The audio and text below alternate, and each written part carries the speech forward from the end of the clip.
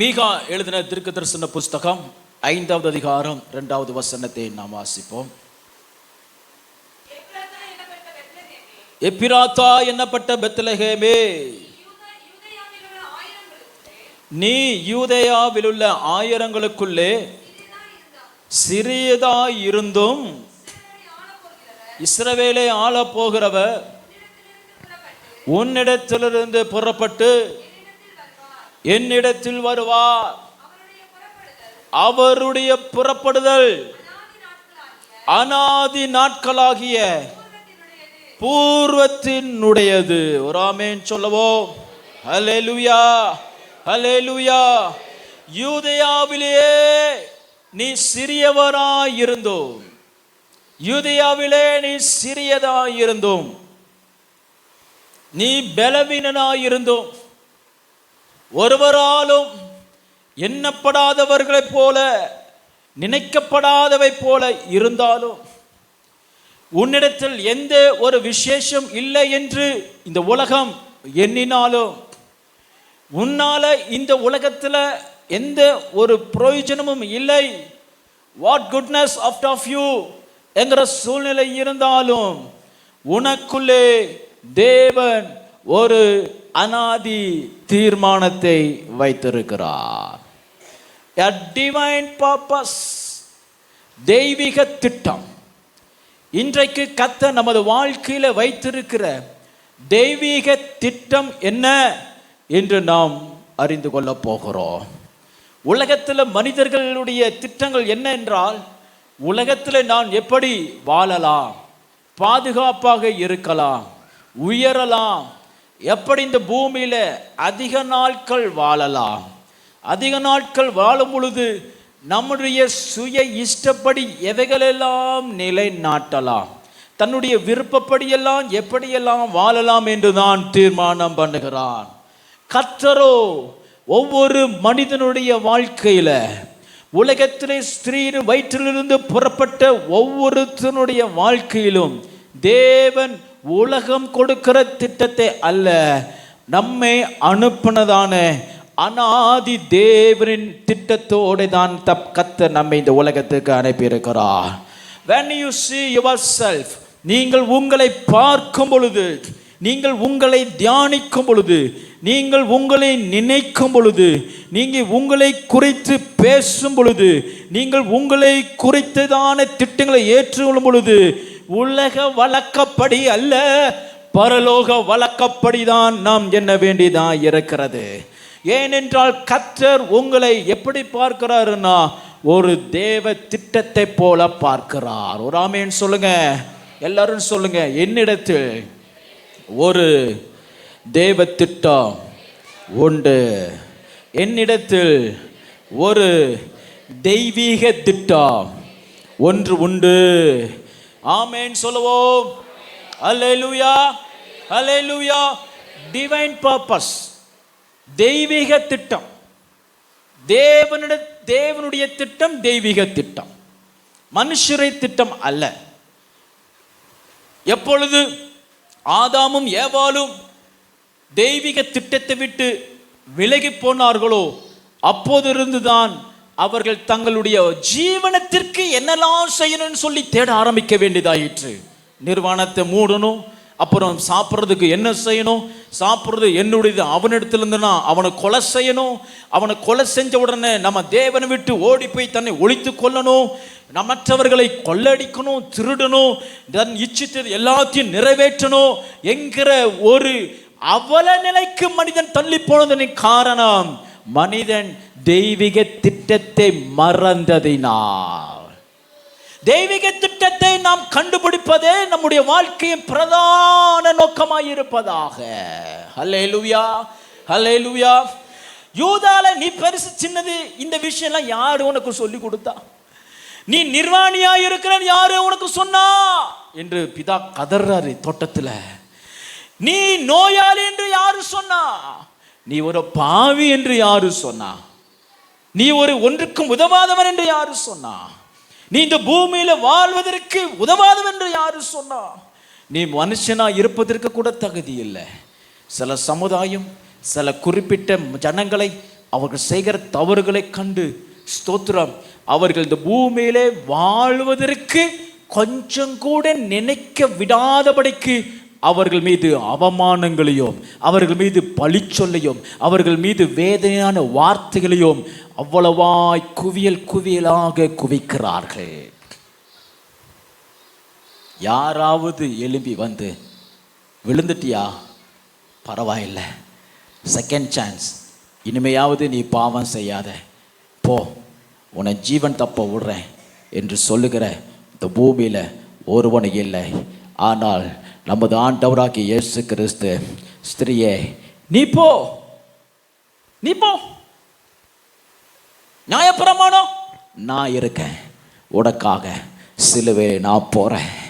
ஒரு அல்லேலூயா சொல்லுங்க, அல்லேலூயா.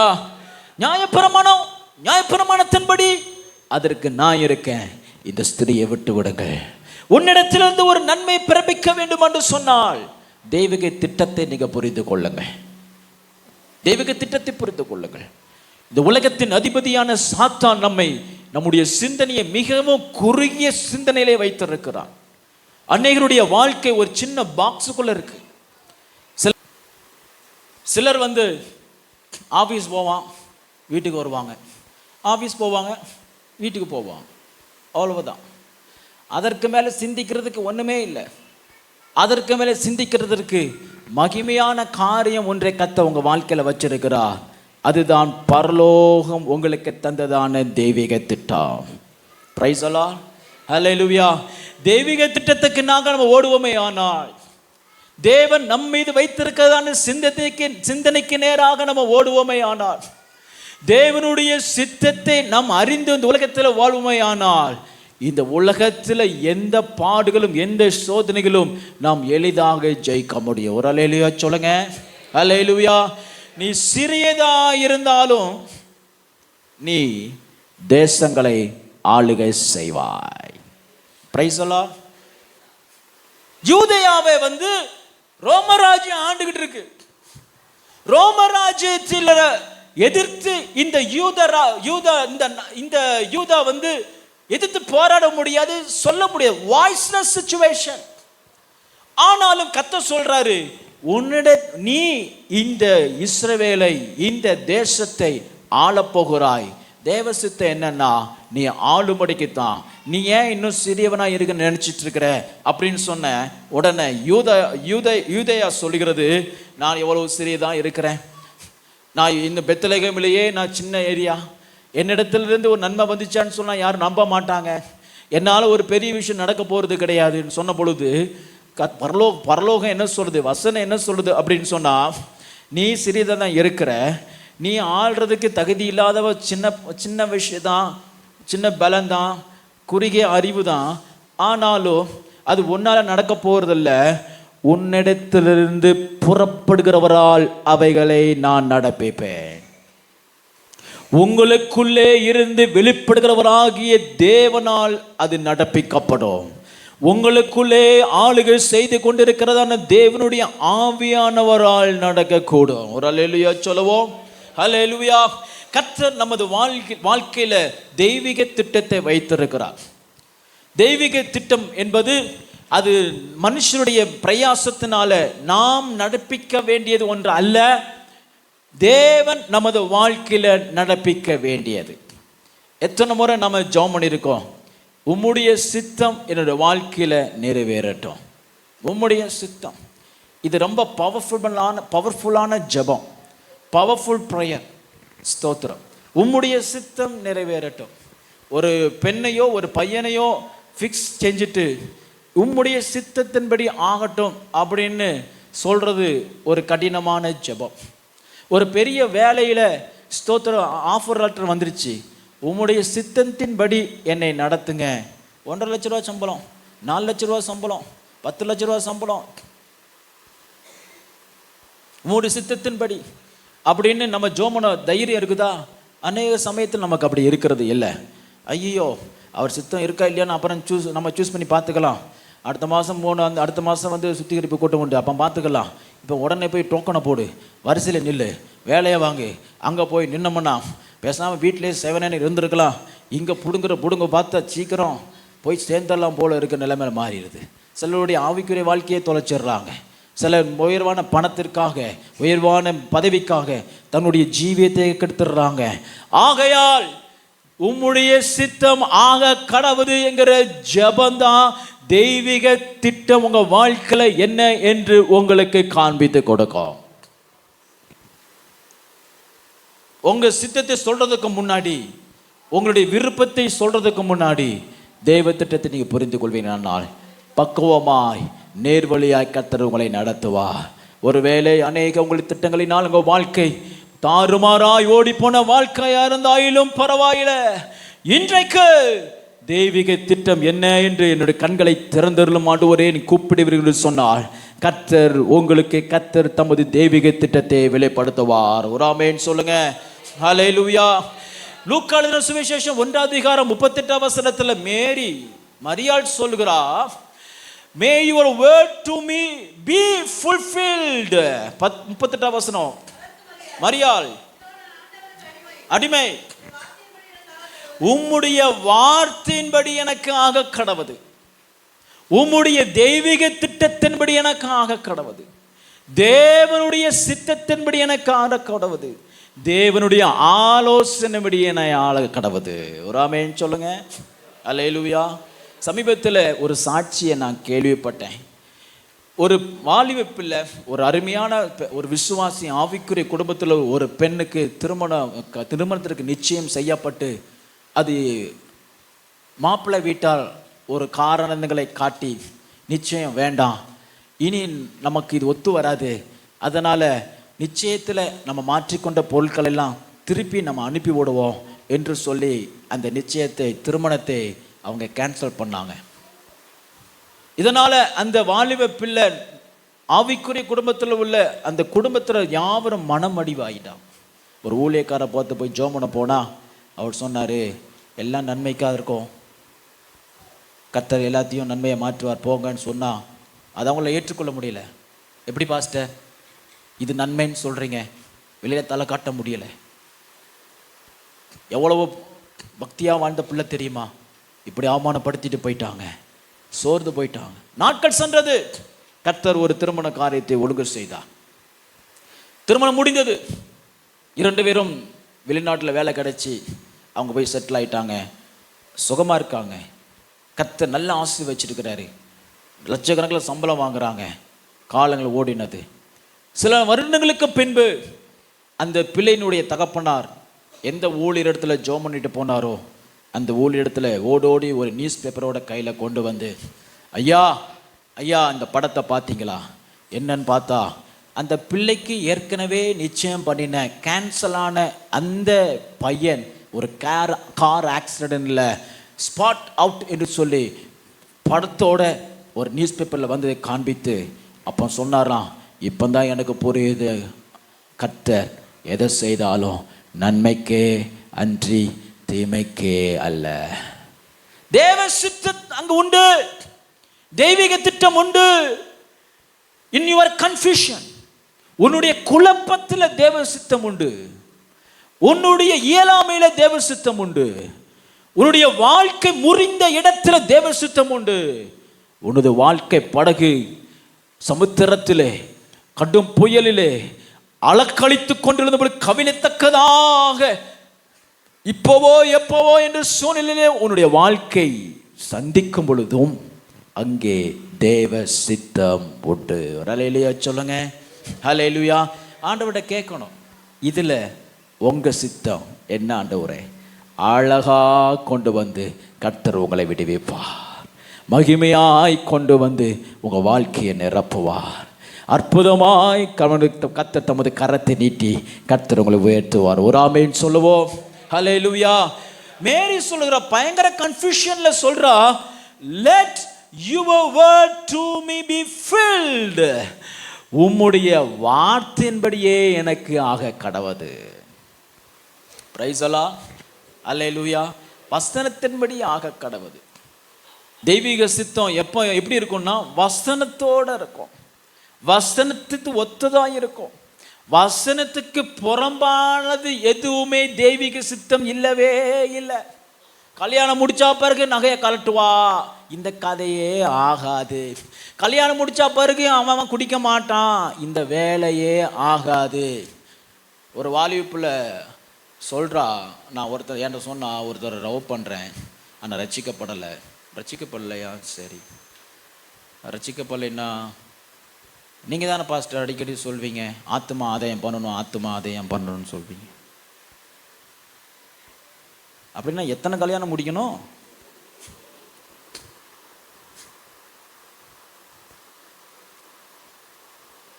சிலருடைய வாழ்க்கையில் நடக்குது, ஏதோ ஒன்று ரெண்டு நடக்கும். ஏதோ அவருங்க சரி தொலைஞ்சு போகணும்னு சிலர் ஆசை வச்சிருப்பாரு அல்லது விட்டு வச்சிருப்பாரு. அது நமக்கு முன்மாதிரி கிடையாது. உம்முடைய வார்த்தையின்படி, எல்லாரும் சொல்லுங்க, உம்முடைய வார்த்தையின்படி எனக்கு ஆக கடவது. ஆமென் சொல்லுங்க. ஹல்லேலூயா. உம்முடைய வசனத்தின்படி எனக்கு ஆக கடவது. உம்முடைய வசனத்தின்படி ஆக கடவது. கொலோசியருக்கு எழுதின நிருபம் 1:15 நான் வாசிக்கும் பொழுது, கொலோசியருக்கு எழுதின நிருபம் 1:15 அவர் அதரிசனமான தேவனுடைய தற்சொரூபமும் போதும், image of the invisible God. இயேசு கிறிஸ்து இந்த பூமியில தோன்றுவதின் நோக்கம், தெய்வீக சித்தம் என்ன தெரியுமா?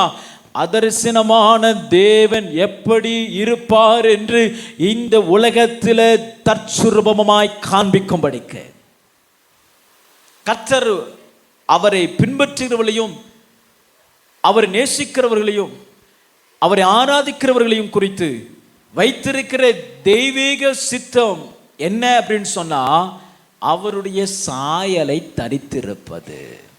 பிரைஸ் அல்லாஹ். உங்களை பார்க்குறவங்க யாரை பார்க்கணும்? கர்த்தரை பார்க்கணும். உங்களை பார்க்குறவங்க யாரை பார்க்கணும்? தேவ மகிமையை பார்க்கணும். உங்களை பார்க்கும்போது யாரை பார்க்கணும்? எதை பார்க்கணும்னா, கர்த்தருடைய அற்புதங்களை பார்க்கணும். ஒரு ஹல்லேலூயா சொல்லுங்க. ஹல்லேலூயா. ஆமாம், எங்கள் ஊரில் ஒரு பேர், ஒரு அம்மாவுக்கு பேர் அற்புதம். பேரே அற்புதம். அற்புதமா இங்கே வாங்க. இன்னொரு தம்பி பேர் ஜெபமணி. ஜெபிக்கானவன் ஜெபிக்கலோ அதெல்லாம் நமக்கு தெரியாது. ஜெபமணி. நம்மை பார்க்கும்போது அற்புதமாய் கண்களுக்கு தெரிய வேண்டும். நம்மை பார்க்கும்போது ஜனங்களுக்கு ஒரு நம்பிக்கையா பார்க்க வேண்டும். இந்த உங்களை பார்த்தா அவங்களுக்கு ஒரு நம்பிக்கை வரணும், இவர்களையே ஆண்டவர் இப்படி அற்புதமாய் நடத்துவாரானால் நான் என் வீட்டாரும் கர்த்தருக்குள் மகிழ்ந்திருப்போங்கிற நம்பிக்கை ஊட்டுகிறதா இருக்கணும். அழுதுகிட்டு இருக்கக்கூடாது. சிலருடைய மூஞ்சை பார்த்தாலே நம்மளும் சேர்ந்து அழுகும் போல இருக்கும். சிலருடைய பேச்சை கேட்டாலே நம்மளும், ஒருத்தர் ஃபோனில் அங்கேருந்து பேசுனா அழுகிறது பேச பார்த்து நமக்கும் அழுதுகிட்டு இருக்கும். இங்கே பார்த்து ஏன் நீ ஏன் அழுகிற? இல்லை அவன் அழுகிறான் ஆனால் நான் அழுகிறேன். இப்படி கூட இப்படிப்பட்ட ஒரு விசுவாசியோடு நம்ம வாழ்ந்தானா நம்ம வாழ்க்கை எப்படி இருக்கும்? அழுதுகிட்டே தான் இருக்கும். ஸ்தோத்திரம்.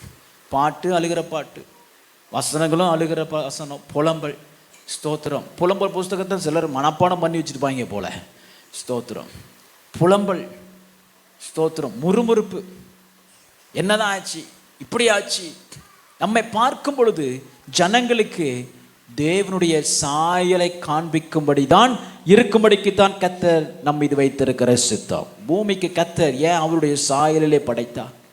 நமது சாயலை உண்டாக்குவோம். ஏன் என்று கர்த்தர் சொன்னார்னு சொன்னா, அவரை இந்த பூமியில அறிமுகப்படுத்துவதற்கு. ஹல்லேலூயா. உங்க வாழ்க்கையில கிறிஸ்துவை அறிமுகப்படுத்துவதற்கு, நீங்க இந்த உலகத்தில் ஜெயிக்கிற ஜெயத்தின் மூலமாய் சிலுவையிலே ஜெயித்தவரை அறிமுகப்படுத்துவதற்கு, இந்த உலகத்தில் துன்மார்க்கமான ஜாதியின் மத்தியில பரிசுத்தரை அறிமுகப்படுத்துவதற்கு. அல்லேலூயா சொல்லுங்க. அல்லேலூயா. அல்லேலூயா. சவால் விடணும். பாவத்தை பார்த்து சவால் விடணும், மரணத்தை பார்த்து சவால் விடணும், நோயை பார்த்து சவால் விடணும், உபத்திரவத்தை பார்த்து சவால் விடணும், இந்த உலகத்தில் இருக்கிற கொடிய கொள்ளையை பார்த்து சவால் விடணும். ஆமென் சொல்லுங்க. அல்லேலூயா. போலிகார்ப் என்கிற சர்ச் ஃபாதர், அப்போஸ்தலிக் ஃபாதர்னு சொல்லுவாங்க. சர்ச் ஃபாதர்ஸ், அப்போஸ்தலிக் ஃபாதர்ஸ் அப்படின்னு சொன்னோம்னா, சீஷர்களுடைய சுவிசேஷத்தை கேட்டு அடுத்த செட் ஜெனரேஷன் சபையை நிறுவன சபை லீடர்ஸுக்கு தான் அப்போஸ்தலிக் ஃபாதர்ஸ். அதில் போலிகார்ப் அப்படின்னு சொல்றவர், அவர் கிறிஸ்துவை மறுதலிக்க வேண்டும், என்று சொல்லி கட்டாயப்படுத்தினார்கள். ஸ்தோத்திரம். அவர் ஒரு ஒரு ரோமன் சோல்ஜர் அவரை தனியாக கூட்டிட்டு போய் அவர் சொன்னார், உங்களை பார்த்தா நல்ல மனுஷராக இருக்கு. நடந்த சம்பவம், சரித்திரம். ரொம்ப சாஃப்டாக இருக்கீங்க, உங்களை கொலை செய்கிறதுக்கு எனக்கு மனசு இல்லை. ஒரு முறை ஹெயில் சீசர் அப்படின்னு மட்டும் சொல்லுங்க, சீசர் வாழ்க அப்படின்னு மட்டும் சொல்லிடுங்க, நான் சொல்லி உங்களை விடுதலை பண்ணிடுறேன்னு கேட்டார். அவர் திருப்பியும் சோல்ஜரை பார்த்து சொன்னார், இந்த டாக் நடக்கும்போது வெளியில் என்ன இருக்குன்னா, விறகுல அக்கினி எரிஞ்சிக்கிட்டு இருக்கு, உயிரோடு உள்ள வச்சு கொளுத்தணும், இதுதான் தண்டனை. போலிகார்ப் என்கிற அந்த போதகர் ரோம அந்த இராணுவ அதிகாரிகிட்ட சொல்கிறாரு, நீ என்ன சொல்கிற, ஹெயில் சீசர்னு நான் எப்படி சொல்ல முடியும்? இப்போ எனக்கு முன்னாடி நிற்கிற இந்த தீ எனக்கு 1 மணி நேரம்தான். நான் இயேசுவை மறுதளிச்சுட்டு நான் போக வேண்டிய இடத்துல இருக்கிற நரகம் நித்தியமா. நான் அதற்கு தப்பு வைக்க இந்த 1 மணி நேரம் நெருப்பை நான் சூஸ் பண்ணுறேன்னு சொல்லி உயிரோட கழுகேற்றி அநேக ஜனங்கள் பார்க்கும்படிக்கு அவரை ஸ்தோத்திரம் சாம்பலாக்கினார்கள். சரித்திரம் இங்கே தான் விஷயமே இருக்கு. சரித்திரம் எழுதப்பட்டிருக்கு. The martyrdom of Polycarp influenced thousands of Christians. Polycarp அவர் மரித்தார், அவர் இரத்த சாட்சியா மரித்தார் கேட்ட உடனே ஆயிரக்கணக்கான கர்த்தருடைய பிள்ளைகள் நானும் கிறிஸ்துவுக்காக மரிக்கிறோம் என்று அவர்கள் முன்னே தங்கள் ஜீவனை படியாக கர்த்தருக்கு ஒப்பு கொடுத்தார்கள். சரித்திரம். ஒருவேளை போலிகார்ப் உள்ளதானே 4 ரூமுக்குள்ள ஹெய் ஜீசஸ் வெளியில் போய் ஹெய் ஜீசஸ் அப்படின்னு சொல்லலாமே. இல்லை, அவருடைய மரணம் பெரிய விஷயம் இல்லை. மரணத்துக்கு பின்பு ஆயிரக்கணக்கான ஜனங்களை கர்த்தர் இரத்த சாட்சிக்காக ஆயத்தப்படுத்தினார். அதற்கு தான் கர்த்தர் அழைச்சார். உங்களை பார்க்கும் பொழுது கர்த்தருக்காக இன்னும் நிறைய நானும் செய்யணும்னு சாக்ரிஃபைஸ் பண்ணுகிற அளவுக்கு கர்த்தர் உங்களை மாற்றணும். சிலர் இருக்கிறாங்க, என்ன 500 ரூபாயா காணிக்க போடணும், 100 ரூபாய் இல்லையா, சில்லறை தரவா, அப்புறம் வேணாத்தா, 100 ரூபா போட்டால் போதும் இருக்கிறாங்க. இதெல்லாம் எதுக்கு செய்யணும்? நீங்க வச்சிருக்கோமே, ஆண்டவர் உங்களை உயர்த்தி வச்சிருக்கிறாரு, அவருக்கு நீங்க எவ்வளவு தியாகமா செய்யணும். உங்களை பார்க்கும் பொழுது நான் இன்னும் கர்த்தருக்காய் தியாகமா ஓடணும்ங்கிறதான ஒரு வைராக்கியம் உண்டாக வேண்டும். இயேசுவை பார்த்து நம்ம ஏன் இன்னும் ஓத்தரப்பட்டாலும் பரவாயில்லை என்று நாம் ஏன் ஓடுகிறோம் என்று சொன்னால், அவர் நமக்கு முன்மாதிரியாக கடந்து போனதுனாலே. பிரைஸ் அல்லாஹ். தேவ சித்தம் என்ன உங்க வாழ்க்கையில? தெய்வீக திட்டம் என்ன? தேவனுடைய சாயலை தரித்து இந்த பூமியிலே வாழ்வதே தான் தேவனுடைய சித்தமே என்று வேறு ஒன்றுமே இல்லை. பிரைஸ் அல்லாஹ். அல்லேலூயா, அல்லேலூயா. தேவ சித்தம்னா என்ன? தேவனுடைய சாயலை தரிசனிக்கணும், அவரை போல வாழணும். உங்களை பார்க்கிறவங்களாம் இயேசுவை பார்க்கிற மாதிரி வாழணும். இயேசு கிறிஸ்து இந்த பூமியில் வந்து தெய்வ சித்தம் என்ன சொல்லப்பட்டிருக்கு? அதரிசனமான தேவனுடைய தற்சுரூபமும் சர்வ சிருஷ்டிக்கும் முந்தின பேரனுமானவர். The divine purpose in Jesus was to explicit the image of his father. பரலோகத்தில் இருக்கிற தன்னுடைய பிதாவை இந்த பூமியில காண்பிக்கும்படிக்கு வந்தார். ஒரு ஆமென் சொல்லுங்க. ஆமென், ஸ்தோத்திரம். ஆதியாகமம் 5:3 ஆதாம் 30 வயதான போது தன் சாயலாக தன் ரூபத்தின்படி ஒரு குமாரனை பெற்று அவனுக்கு சேத் என்று பெயரிட்டான்.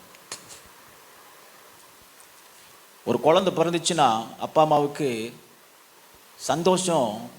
குழந்தை பிறந்துச்சுன்னு சந்தோஷத்தை விட என்ன மாதிரி இருக்கான் அப்படின்னு சொல்லிட்டா அதில் இருக்கிற சந்தோஷமே வேற. என்ன மாதிரி இருக்கான், நல்லா அழகா நல்ல கேரக்டராக இருந்துச்சுன்னா என்ன மாதிரி இருக்கான். மூக்கு கொஞ்சம் கீழாக்க இருக்கிறதுக்கு மேலாக்க இருந்துச்சுன்னா உன்ன மாதிரி உங்க அம்மா மாதிரி இருக்கு. அதுல ஒரு சந்தோஷம், அதுல ஒரு சந்தோஷம். குழந்தை பிறக்கிற குழந்தைக்கு உங்களை மாதிரி பிறந்த எவ்வளவு சந்தோஷமா இருக்கு. இயேசுவுக்கு நீங்க பிள்ளை அப்படியா? இயேசுவுக்கு பிள்ளை தானே? ஆமா சொல்லுங்க, சும்மா சொல்லுங்க, ஆமான்னு சொல்லுங்க. ஆமா நான் இயேசுவுக்கு பிள்ளை அப்படின்னா அவர் எப்படி எதிர்பார்ப்பாரு? அவர் மாதிரி இருக்குன்னு எதிர்பார்ப்பாரு. அல்லேலூயா. அதுக்குத்தான் இன்ன பாடு, அதுக்குத்தான் இன்ன பாடு, இதெல்லாம் இன்ன கத்து, அதுதானே சுத்திருப்பி கூட்டம், அதுதானே அதுக்கு வா இதுக்கு வா அங்கே போ இங்கே போ அதை செய் இதை செய். எதுக்கு? அவரை போல மாறுறதுக்கு தானே. Price the lord. ஹல்லேலூயா. ஆதாம் தன்னை போலவே ஒரு குமாரனை பெற்றார், தன் சாயலில், தன்னுடைய ரூபத்தின்படி. இதுதான் ஆதாமனுடைய அழைப்பு. ஆதாமே, ஆதாம் என்றால் மனிதன் என்று அர்த்தம், மேன் என்று அர்த்தம். மனிதனே, இந்த பூமியில நீங்கள் பெற்றிருக்கிற தெய்வீக திட்டம் என்ன என்று சொன்னார், உங்களை ஜெனிப்பித்த கிறிஸ்துவை போல இந்த பூமியிலே வாழுவதை அன்றி வேறு ஒன்றுமே இல்லவே இல்லை. கிறிஸ்துவ போல இருந்தீங்கன்னா கிறிஸ்துவ போல இந்த உலகத்திலே ஜெயிப்பீர்கள். ஆமென் சொல்லுங்க. ஹல்லேலூயா. ரோமர் 1:19, ரோமர் 1:19 நான் வாசிக்கும் பொழுது அப்போஸ்தலன் பவுல் சொல்லுகிறாரு, ஸ்தோத்திரம், தேவனை குறித்து அறியப்படுவது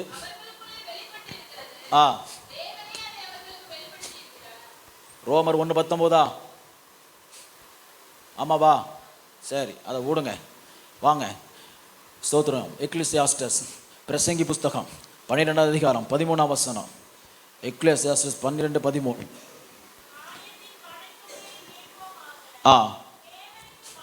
தேவனுக்கு பயந்து அவர் கற்பனைகளை கைக்கொள், எல்லார் மனுஷர் மேலும் விழுந்த டியூட்டி ஆஃப் மேன். நீங்க இந்த உலகத்துக்கு வந்ததனுடைய திட்டம், நோக்கம், உலகத்துல உங்களை உயிரோட கர்த்தரை வச்சிருக்கிறதுக்கு ஒரே ஒரு நோக்கம் என்ன அப்படின்னு சொன்னா, கர்த்தருக்கு பயப்படுறதுக்கும் அவருடைய கற்பனைகளை கை கொள்றதுக்கும் தான்.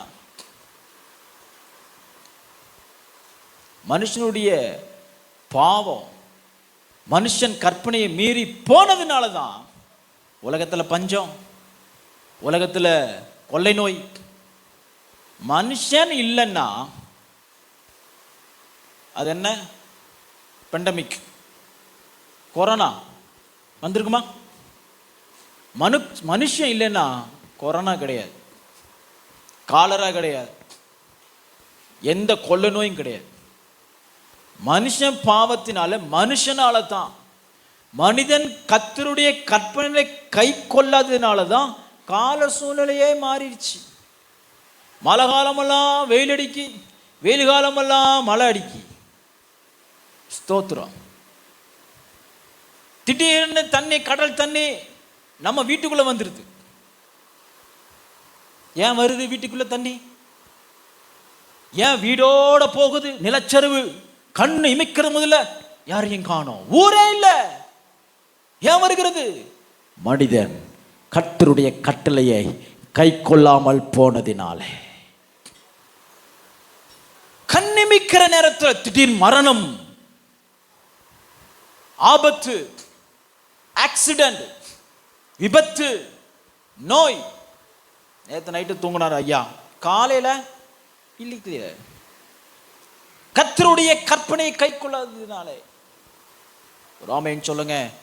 எல்லாம் நினைச்சிட்டு இருக்கீங்க நல்லா சம்பாதிக்கணும், நல்லா படிக்கிறது தான் கற்பனை கட்டளை. நிறைய பேர் அதான் நினச்சிட்டு இருக்காங்க. அதுவும் சென்னையை சொல்லவா வேணும்? காலையில் 8 மணிக்கு இங்கே வெளியே போய் நின்னோம்னா அவ்வளவுதான். ஸ்கூல் பசங்க ஸ்கூல் போகிறதெல்லாம் பார்த்தா ஸ்தோத்திரம், இவங்க தான் இந்த நாட்டையே அப்படி தலைகளாக மாற்றுற மாதிரி நினப்பு. ஸ்தோத்திரம். போகிறாங்க, வேக வேகமாக போகிறாங்க, எவ்வளவோ செலவு பண்ணி கடன் வாங்கி படிக்க வைக்கிறாங்க. எல்லாம் நினச்சிட்டு இருக்காங்க உலகத்தில் கல்வி வளர்க்குறது தான் கர்த்தருடைய கட்டளை. இல்லவே இல்லை. நீ உயிரோடு இருப்பதே தேவனுடைய கட்டளையை இந்த பூமியிலே கை கொள்வதற்காகத்தான். பாட புஸ்தகமே கண்டுபிடிச்சது எதுக்கு தெரியுமா?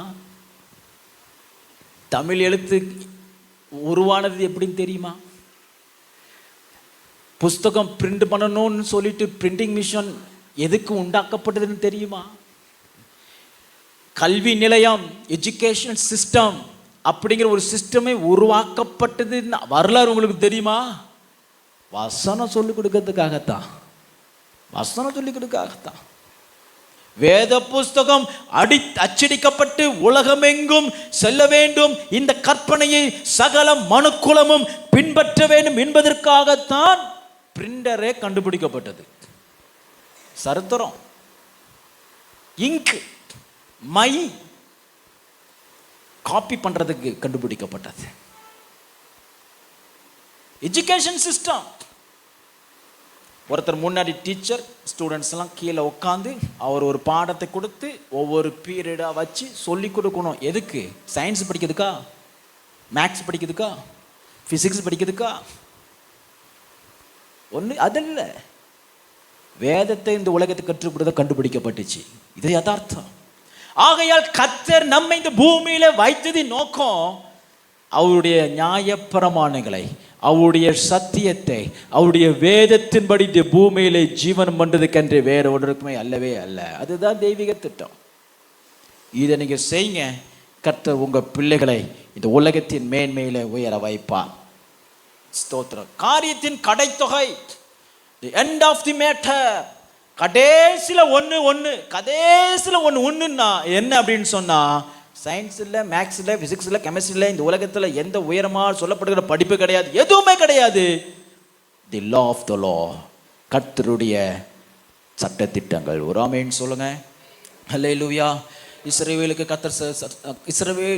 கர்த்தர் கொடுத்தார். உபாகம புஸ்தகம் 10வது அதிகாரம் 12-13 வாசிக்கும் பொழுது, உபாகமம் 10 12-13 வாசிக்கும் பொழுது,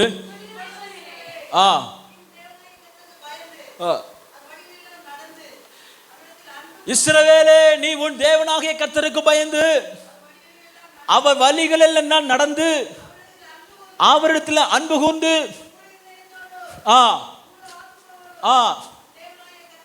ஒரு ஆமென் சொல்லுங்க. ஹல்லேலூயா. கர்த்தருடைய வழியில நடக்கிறதுக்கு தான் கர்த்தர் இந்த பூமியில நம்ம வச்சிருக்கிறாரு. ஆராதனை முடிஞ்ச உடனே ஃபேமிலியா எங்கேயாவது ஒரு இடத்துல போய் பிரியாணி சாப்பிட்றதுக்கு இல்லவே இல்லை. ஞாயிற்றுக்கிழமை நிறைய பேர் ஞாயிற்றுக்கிழமை ஆராதனைக்கு போக முடியாதுன்னு சொல்றது காரணம் என்னன்னா, ஃபேமிலி டைம் அப்படிங்கிற ஒன்று பைபிள் இல்லவே கிடையாது. நீங்களே உருவாக்க கூடாது. ஓய்வு நாள் தான் இருக்கு. ஓய்வு நாளில் தான் உங்களுக்கு ஃபேமிலி டைம். குடும்பமாய் தான் அங்கே வந்து கர்த்தரை அவருடைய வழிகளை கற்றுக்கொள்வது தான் ஃபேமிலி டைம். ஃபேமிலி கவுன்சிலிங்களே நாங்கள் சொல்லிக் கொடுப்போம். கணவன் மனைவியும் நெருக்கமாக இருக்கணும். இது வந்து ஒரு பெரிய பிரச்சனை. மனைவி விரும்புகிறா, கணவனுடைய எல்லா விஷயம் எனக்கு தெரியணும்னு மனைவி விரும்புகிறா. கணவன் நினைக்கிறான் மனைவி பற்றி எல்லா விஷயம் எனக்கு தெரியும்னு நினைக்கிறா. இது ஒரு காலம் நடக்கிற மாதிரி இல்லை. இப்போ இந்த உலகத்தில் இப்போதைக்கு ஆளாளுக்கு ஒரு ட்ராக்கை போட்டு தான் இப்படி போய்கிட்டு இருக்கு. அநேகருடைய குடும்ப வாழ்க்கையின் பிரச்சனையே காரணமே என்ன அப்படின்னு சொன்னால், 2 பேரும் நெருங்கி இல்லை. ரிலேஷன்ஷிப்பில் நெருங்கி கிடையாது. ஏன் நெருங்கி இல்லைன்னா, இது 2ம் ஆண்டவரிடத்துல நெருங்கி இல்லை. அதான் உண்மை. இந்த 2 இருக்குல்ல, இந்த 2ம் ஆண்டவர்கிட்ட நெருங்கிட்டா ஆட்டோமேட்டிக்கா இவங்க 2 பேரும் நெருங்கிய வாசம் பண்ணுவாங்க. இது counselling biblical structure. What is the biblical structure of family அப்படின்னு சொன்னா, கணவன் மனைவியும் தேவனிடத்தில் எவ்வளவுக்கு அதிகமாய் நெருங்கி வளர்கிறார்களோ அவ்வளவாய் கணவனும் மனைவியுமாய் இருவரும் நெருங்கி அவர்கள் வாசம் பண்ணுவார்கள். இதுதான் சிம்பிள்.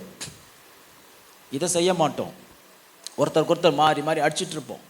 கர்த்தருடைய வழியில் உங்க குடும்பத்தை நடத்துங்க. கர்த்தருடைய வழிகளை பின்பற்றுங்க. அவருடைய போதனைகளை நீங்கள் உங்கள் வாழ்க்கையில் அபியாசப்படுத்துங்க. அப்பொழுது உங்களுக்குள்ள இருக்கிற எல்லா விரிசல்களும் மாறும். உங்கள் குடும்பத்தில் ஒரு ஹீலிங் இருக்கும். Let there be a healing in your family. ஒரு ஹல்லேலூயா சொல்லுவோம். ஹல்லேலூயா, ஹல்லேலூயா, ஸ்தோத்திரம். மீகா எழுதின திருக்கதரிசி புஸ்தகம் 5:8 நாம் வாசிக்கும் பொழுது, மீகா 5வது அதிகாரம் 8வது வசனத்தை நாம் வாசிப்போம். மீகா 6:8. மனுஷனே, ஆ ஆ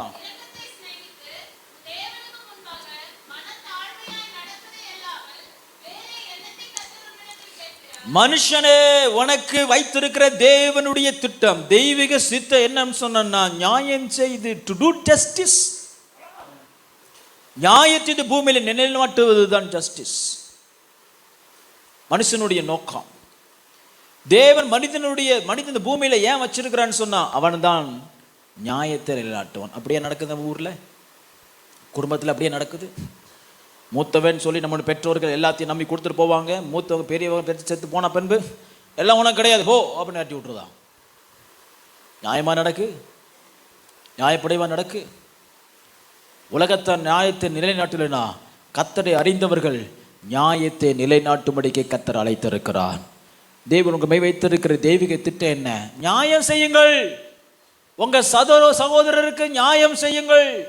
உங்கள் சகோதரிக்கு நியாயம் செய்யுங்கள். உங்க பிள்ளைகளுக்கு நியாயம் செய்யுங்க.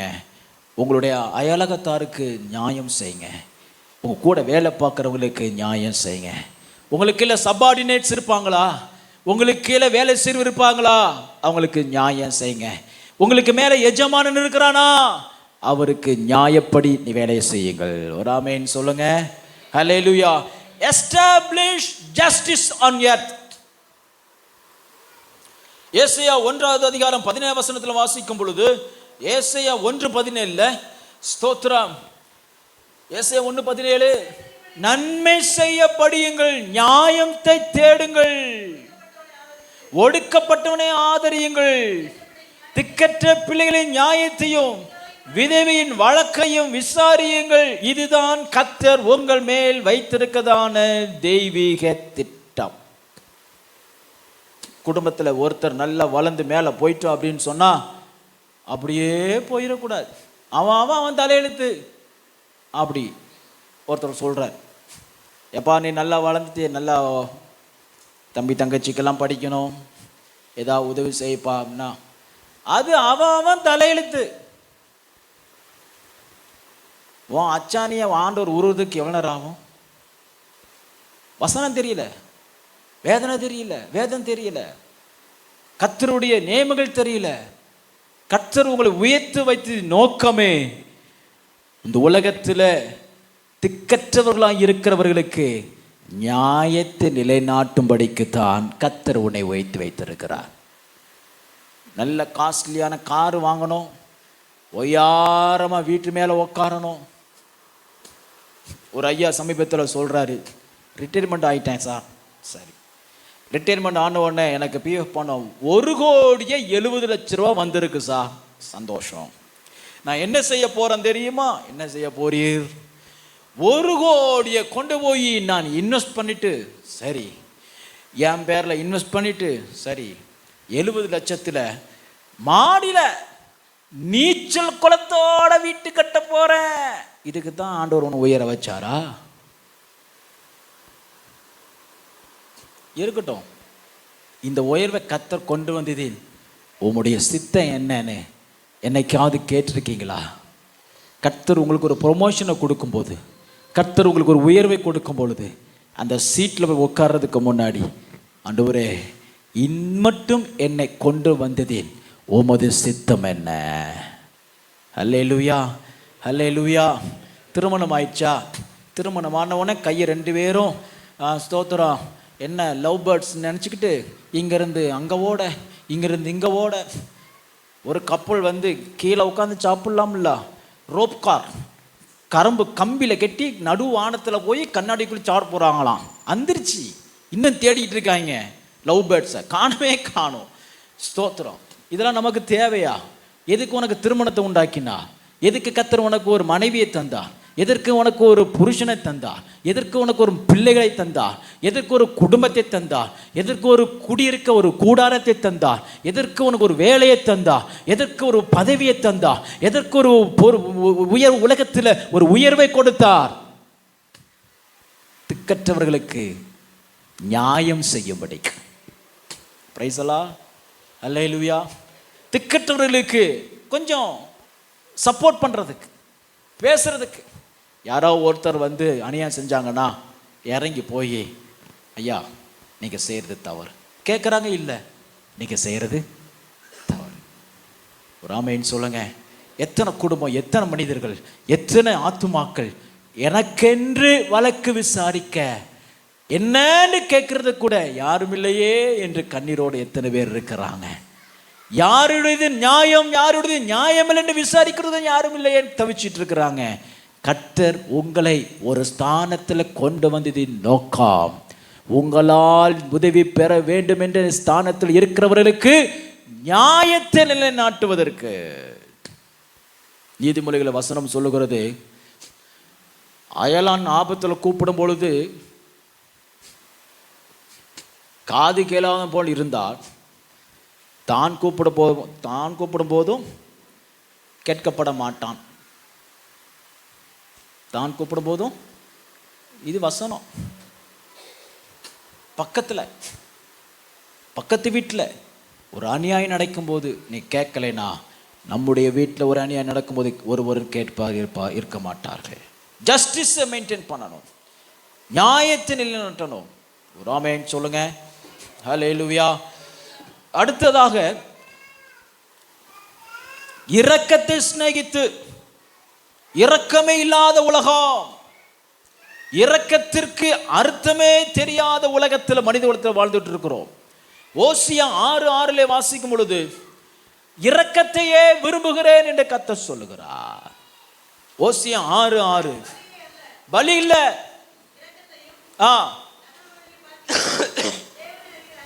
பலி இல்ல, worship அல்ல, பாடல் துதி இல்ல, காணிக்கை அல்ல, ஒய்யாரமான கோபுரம் அல்ல, இரக்கம். அல்லேலூயா சொல்லுங்க. ஆனா ஒரு பெரிய கோயிலை கட்டி ஆராதிக்கிற பலியை விட இரக்கத்தையே கர்த்தர் விரும்புகிறார். ஒரு ஆமென் சொல்லுங்க. நீங்க ஆராதனைக்கு வருகிறதை பார்க்கிலும் நீங்கள் ஏழைகளுக்கு இறங்குகிற இரக்கத்தையே கர்த்தர் விரும்புகிறார். ஆராதிக்கிறது தேவனுடைய நோக்கமே. ஆனால் அதை காட்டிலும் கர்த்தர் உங்கள் மீது வைத்திருக்கிற தெய்வீக திட்டம் என்னன்னு சொன்னா, உங்களால் இரக்கத்துக்காக காத்திருக்கிறவர்களுக்கு ஒரு இரக்கத்தை காண்பிப்பது தான் தெய்வீக திட்டம். பிரைஸ் எல்லாம். படிக்கிற பிள்ளைங்கள்லாம் இரக்கம் காமிங்க. படிக்கிற பிள்ளைகள்லாம் ஒரு அம்மா சொல்லி கொடுக்கு, யாருக்கும் சொல்லி கொடுத்துறாதரா, அவன் ஃபர்ஸ்ட் ரேங்க் எடுத்துருவான். நீங்க அப்படி இருக்கவே கூடாது. சொல்லிக் கொடுங்க, சொல்லிக் கொடுங்க. இல்லையா சொல்லுங்க. 6ஆம் கிளாஸில் எனக்கு ஒரு நல்ல ஃப்ரெண்டு, ஃபஸ்ட் கிளாஸ். அவன் வந்து ஃபஸ்ட் கிளாஸ், நான் லாஸ்ட் கிளாஸ். அதனால் நான் எப்போவுமே அவன் பின்னாடியே தான் உட்காந்துருப்பேன் எக்ஸாமில். ஒரு முறை அவன் பேப்பரை பார்த்து நான் எழுதி, சின்ன ஒரு டெஸ்ட்டில் பேப்பரை பார்த்து எழுதி அவனை விட மார்க் கூடிட்டேன். அதிலிருந்து என்னை தாண்டி 10 அடி தான் நிற்பான் அவன். என் பக்கத்திலே நீ வந்துடாதப்பா. உங்களால் செய்ய முடியும். படிக்கிற பிள்ளைங்க இரக்கத்தை காமிங்க. எக்ஸாம் டயத்தில் கர்த்தர் உங்களை கைவிட மாட்டா. இரக்கத்தை காமிக்கிறது தான் தெய்வீக திட்டம். முதல் ரேங்க் வாங்குறது தெய்வீக திட்டமே இல்லை. ஒரு ஆமென் சொல்லுங்க. ஹல்லேலூயா. முதல் ரேங்க் வாங்கலாம், அது நல்லது, ஆசீர்வாதம். அதை பார்க்கிலும் உன் கூட பலவீனமாக இருக்கிற ஸ்டூடெண்ட்டுக்கு இரக்கத்தை காண்பிப்பது. ஒரு அல்லேலூயா சொல்லுங்க. அல்லேலூயா. பிரியாணி வாங்கி சாப்பிட்றதுக்கு 150 ரூபா கரெக்டாக இருக்கிறேன் அப்படின்னு சொன்னால், வாசலில் பசிக்குதையா 4 இட்லி வாங்கி தரேன்னு சொன்னோம்னா, நானே 150 ரூபா தான் வச்சுருக்கேன் சிக்கன் பிரியாணி வாங்கிறதுக்குன்னு சொல்லாமல் 4 இட்லி வாங்கி கொடுத்துட்டு 100 ரூபாய்க்கு குஸ்ஸா வாங்கி சாப்பிட்டு போ. என்ன தம்பி? ஜெயராஜ், ஜெனிஸ், இரக்கம். ஊர்லேருந்து வந்தேன், பணமெல்லாம் செலவாயிடுச்சு, வேலை கிடைக்கல, நீங்கள் கூப்பிட்டீங்க சாப்பிடுன்னு சொல்லி வந்துட்டேன். எவ்வளவு இழிவான வார்த்தை சொன்னாலும் எனக்கு அது முக்கியம். இப்படிப்பட்ட ஜனங்கள் இந்த உலகத்தில் இதே சின்ன பட்டணத்தில் இருக்கிறாங்க. இரக்கம் காட்டுங்கள். அதுதான் கர்த்தர் உங்கள் மேல் வைத்திருக்கிற தெய்வீக சித்தம். Praise the lord. ஹல்லேலூயா. முடிந்தால் கொஞ்சம் ஆகாரத்தை பார்சல் பண்ணி தெருவில் யாராவது முடியாதவங்க இருந்தாலும் கொடுங்க, செய்யுங்க. சில மார்க்கத்தார் செய்கிறாங்க, செய்யுங்க. ஒரு ஆமென் சொல்லுங்க. ஹல்லேலூயா. ஹல்லேலூயா. ஸ்தோத்திரம். யாத்திராம் எழுதின புஸ்தகம் 8வது அதிகாரம் 1ஆம் வசனத்துல கர்த்தர், யாத்திராம் 8:1,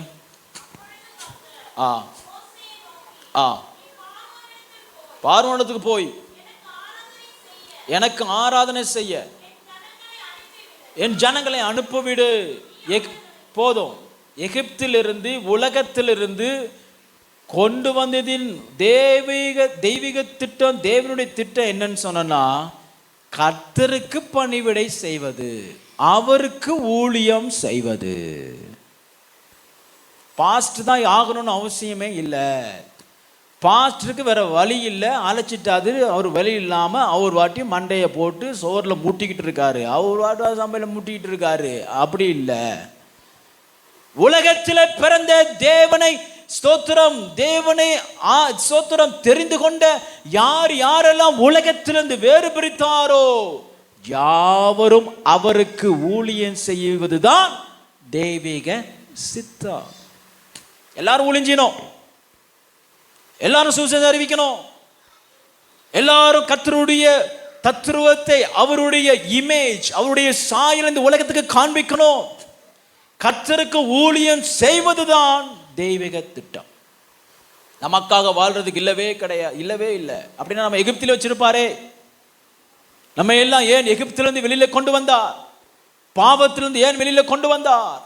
உலகத்திலிருந்து எப்படி கர்த்தர் ஏன் நம்ம வேறு பிரித்தார்?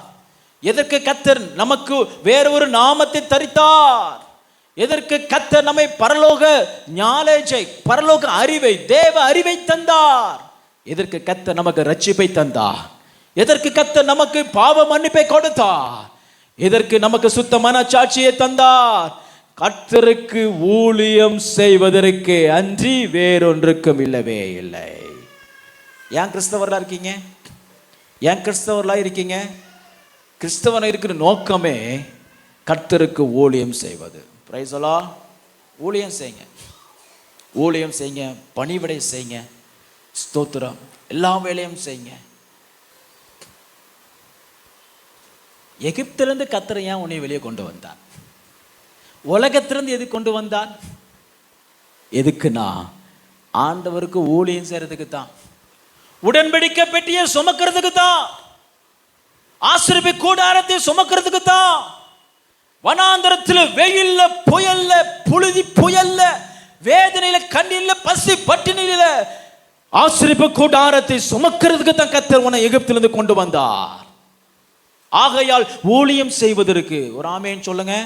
பக்கத்துல பார்த்து சொல்லுங்க, நீங்கள் கர்த்தருக்கு ஊழியம் செய்யறதுக்கு தான் உங்களை அழைச்சிருக்கிறாரு.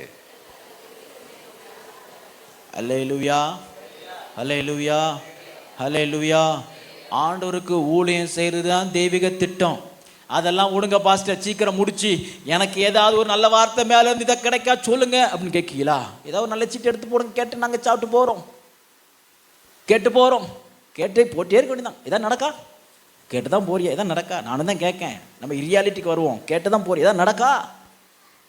நடக்கும். அவருடைய ஊழியத்தை செய்யும் போது, அவருடைய பலியை நிறைவேற்றும் போது, அவர் நம்முடைய வாழ்க்கையில் வைத்திருக்கிற சித்தத்தை நாம் நிறைவேற்றும் பொழுது அவர் என்ன செய்கிறார்? நம்முடைய வேலையை அவர் நடப்பிக்கிறார். ஒரு ஆமென் சொல்லுங்க. ஹல்லேலூயா, ஹல்லேலூயா. அருமையான தேவ ஜனமே, கர்த்தர் இந்த பூமியில வந்தது நோக்கம் என்ன தெரியுமா? Not to be served but to serve. ஊழியம் கொல்லும்படி அல்ல, ஊழியம் செய்யும்படி வந்தார். உலகத்தில் கர்த்தரையே உங்களை கொண்டு வந்தார்னா ஊழியம் செய்யும்படிக்கு. அருமையான தேவனுடைய ஜனமே, தெய்வீக சித்தம்னு ஒன்று, தெய்வீக சித்தம்னு ஒன்று, தேவ திட்டம்னு ஒன்று உங்கள் வாழ்க்கையில் அதை நீங்கள் நிறைவேற்றுன்னு சொன்னால் உலகத்தில் தேவன் உங்களுக்காய் ஏற்படுத்தி வைத்த எல்லா நன்மையான திட்டங்களையும் அவர் நிறைவேற்றி தருவா. நம்ம எல்லாரும் கண்கள் மூடி ஜெபமோடுவோமா? Price God. ரிமானாமா ஷரபா ராதியனாமா. இப்பொழுது நாம் கர்த்தருடைய பந்திக்கு ஆயத்தமாக போகிறோம். முழுக்க ஞானஸ்நானம் எடுத்தவர்கள் மாத்திரம் இதில் பங்கு பெறலாம். இந்த வேளையிலே நாம் யாரும் முழங்கால் படியிட்டு அவருடைய பந்தியில் பங்கு பெறுவதற்கு முன்பதாக கர்த்தருடைய சமூகத்தில் நம்மை நாமே நிதானித்து அவருடைய சாயலைப்படி இந்த பூமியிலே ஜீவிக்க என்னை நான் ஒப்பு கொடுக்கிறேன். கர்த்தருடைய மகிமை இந்த பூமியில வெளிப்படுத்தும்படிக்கு என் வாழ்க்கையை நான் ஒப்பு கொடுக்கிறேன். யார் வெளியில போக வேண்டாம். எல்லாம் முழங்கால் படியிட்டு ரிமனமா ஷரா தினமனா கரா தினமா திகதரை திரு தினமா ஷெதரை கெதரை திரு தினமா. தெய்வீக சித்தன் ஒன்று உண்டு. உலகத்தில் உனக்கு ஒரு திட்டம் ஒன்று இருப்பதை போல பரலோகத்திலே உன்னை குறித்துதான் ஒரு திட்டம் உண்டு. அது என்ன அப்படி என்று சொன்னால், கர்த்தருக்கென்று ஊழியம் செய்வதோ, அவருடைய சாயல் பூமியில நடப்பிக்க வேண்டியதுமின்றி வேறொன்றும் அல்ல. எல்லாரும் கர்த்தர் இடத்துல ஸ்தோத்திரம் பண்ணி நாம் விண்ணப்பம் பண்ணி ஜோமனு ஒப்பரவாய் ஜோமனோமா. எல்லாரும் கர்த்தரை ஸ்தோத்திரம் பண்ணுங்க. விடுதலோட கர்த்தரை ஸ்தோத்திரம் பண்ணுங்க. சத்தியத்தை வைத்து ஸ்தோத்திரம் பண்ணுங்க. Come on everyone. ரிமனா ஷரப ரிகதரா திரு தினமா ரிமனா திரக்கர தினமா. ஓ மை ஸ்தோத்திரிக்கிறோம், மை ஸ்தோத்திரிக்கிறோம், மை ஸ்தோத்திரிக்கிறோம், மை ஸ்தோத்திரிக்கிறோம், மை ஸ்தோத்திரிக்கிறோம். எஸ் லோ, எஸ் லோ, எஸ் லோ, எஸ் லோ. கொஞ்ச நேரம் கர்த்தரை ஸ்தோத்திரம் பண்ணுங்க. கிருபை உண்டாகட்டும், கிருபை உண்டாகட்டும், கிருபை உண்டாகட்டும். ஆமென், ஆமென், ஆமென், ஆமென், ஆமென், ஆமென், ஆமென், ஆமென், ஆமென், ஆமென், ஆமென், ஆமென். எல்லாரும் சத்தத்தை வைத்து ஸ்தோத்திரம் பண்ணுவோம். விடுதலையோடு தெய்வீக சித்தம் என் வாழ்க்கையில் நிறைவேறும்படிக்கு ஒப்பு கொடுக்கிறேன். ஆண்டவரே, என் சித்தம் அல்ல உம் சித்தம் நாதா. பிதாவே, இந்த பாத்திரம் நீங்க கூடுமானால் நீங்கும்படி செய்யும். ஆகிலும் என்னுடைய சித்தம் அல்ல உம்முடைய சித்தமே ஆகட்டும் என்று சொல்லி எல்லாரும் கர்த்தருடைய சமூகத்தில் கேட்போமா?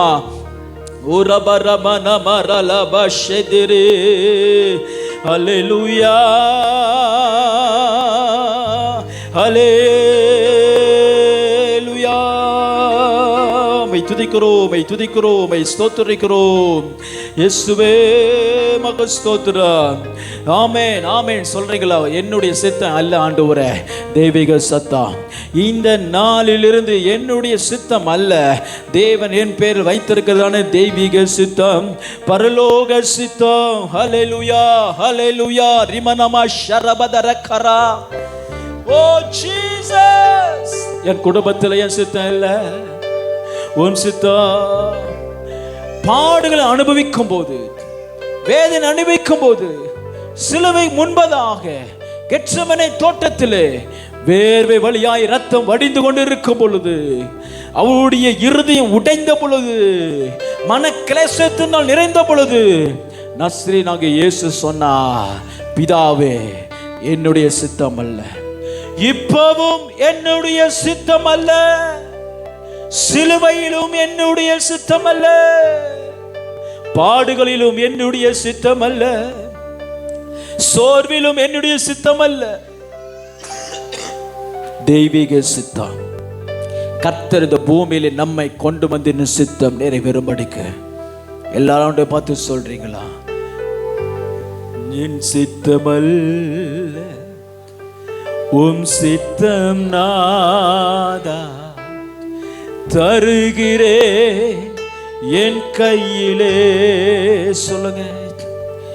என் சித்தமல்ல உம் சித்தம் நாதா, தருகிறே உம் கையிலே. கரங்களை உயர்த்தி, இரு கரங்களை உயர்த்தி, என்னை தருகிறேன், தருகிறேன் உம் கரத்தில் என்னை படைக்கிறேன். சத்தமாய் பாடுங்க.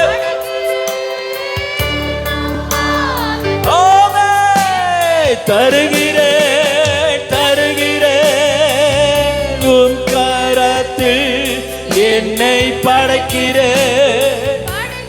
அல்லேலூயா. உம் பாதத்தில் உருவாக்குமே, உருவாக்குமே.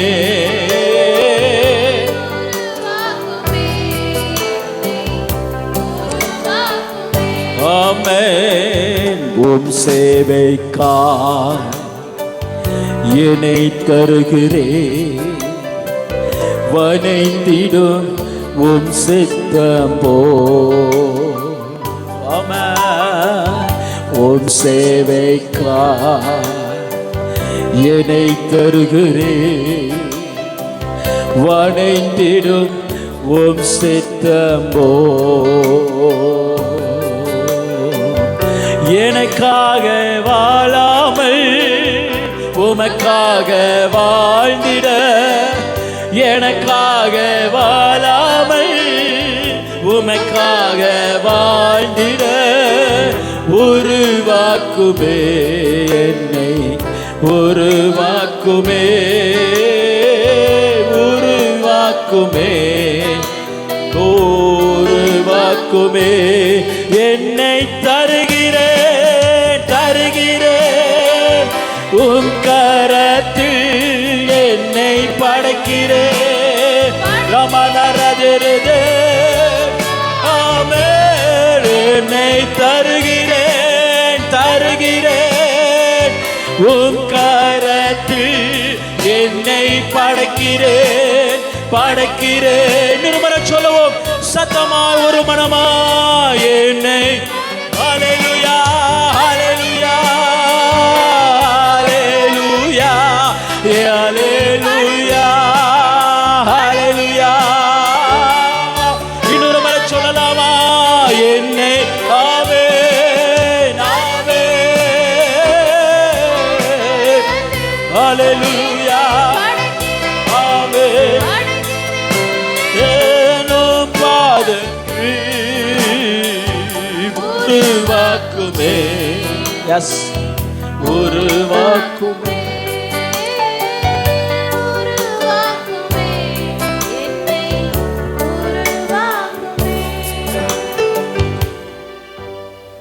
அந்த ராத்திரியிலே கர்த்தருடைய சத்தம் என்ன அப்படின்னு சொன்னா, என்னுடைய சித்தம் அல்ல உம்முடைய சித்தம்.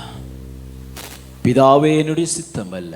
பாடுகள்ல சொல்றாரு, வேதனையில சொல்றாரு. அருமையான தேவனுடைய பிள்ளைகளே, கிறிஸ்துவை போல நாமும் இந்த உலகத்தில் எல்லா பாதைகளிலும் என்னுடைய திட்டம் இல்லாதபடி கர்த்தர் என்னை இந்த உலகத்தின் கொண்டு வந்ததின் நோக்கம் என்ன, அதை நிறைவேற்றுவதற்கே என்னை அர்ப்பணிக்கிறேன். இந்த அர்ப்பணிப்போடு இந்த கர்த்தர் பந்தியிலே பங்கு பெறுவதே நாம் அவருடைய பாடுகளை நினைவு கூறுவது. என்னை நினைவு கூறும்படி இதை செய்யுங்கள் என்று ஆண்டவர் சொன்னார். இதை நினைவு கூறும்படி, இதை நினைவு கூறும்படி உபத்திரவத்திலும் பிதாவை நோக்கி என்னுடைய சித்தம் அல்ல உம்முடைய சித்தமே என்று கதறினாரே, அதை நினைவு கூறும்படிக்கு. எத்தனை பேர் இந்த காலை வேளையில என்னுடைய சித்தம் அல்ல உம்முடைய சித்தமாக கடவுது என்றுடைய வார்த்தையை நாங்கள் நினைவு கூறுகிறோம். கர்த்தாவே, நீங்கள் கிருபை பாராட்டும். கர்த்ததா